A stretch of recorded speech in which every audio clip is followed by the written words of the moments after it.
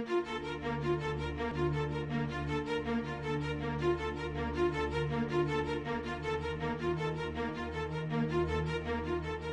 the summer of 2009, the University of Notre Dame's School of Architecture conducted a summer studio in Britain.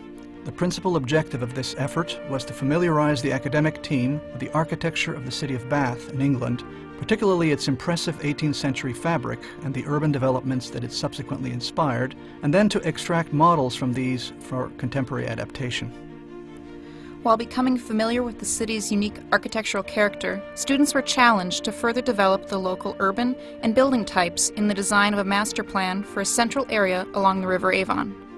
I'm Professor Richard Economakis. And I am Professor Samantha Salden. What follows is an overview of what we did. Prior to our arrival, proposals around Bath faced public opposition in part because of their grounding in post-war industrial ideology and their adoption of a reductionist machine aesthetic.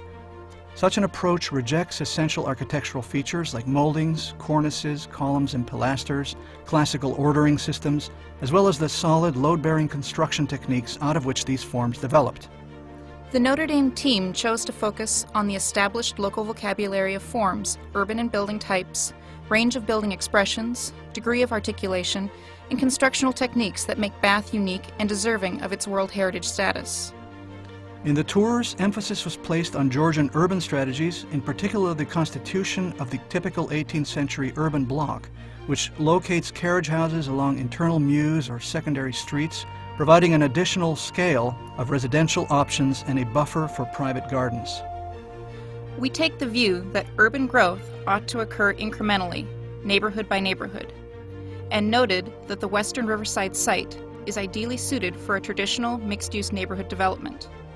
This area, just west of the town center, has received numerous proposals for development in recent years, which were not completely embraced by local residents.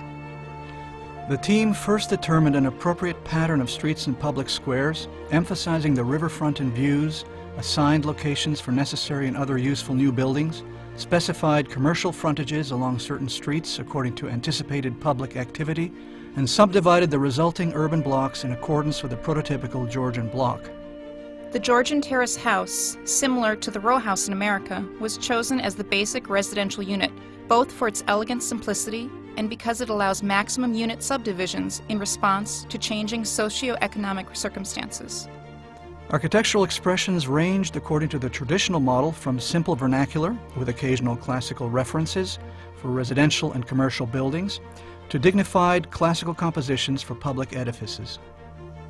The team worked initially in a classroom near Green Park, close to the center of town, and produced its final watercolor renderings at a studio space in Whitcomb near the train station.